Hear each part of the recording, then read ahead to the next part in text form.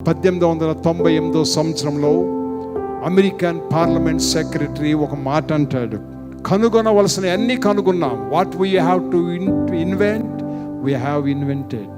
ఇంకా కళలు కననవసరం లేదు అన్నాడు. 1898 సంవత్సరంలో అమెరికాలో ఒక పెద్ద రాజకీయవేత్త చార్లెస్ డల్.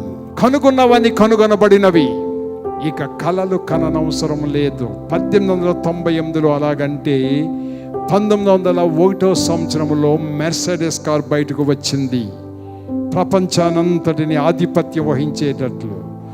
1903 సంవత్సరంలో రైట్ బ్రదర్స్ విమానాల్ని తమ కళలను పంటగా మార్చుకున్నారు. రేడియోను కనుగొన్న వ్యక్తులు 1909 సంవత్సరంలో.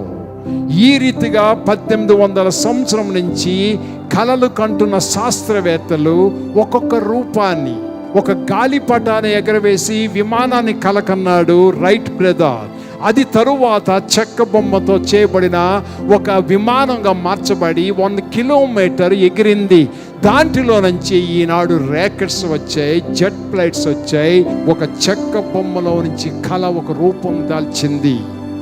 ఒక చన్నని దారముతో మాట్లాడుకునే అగ్గిపెట్టెల దాంట్లో నుంచి టెలిఫోన్ స్వరాలు బయటకు వచ్చాయి.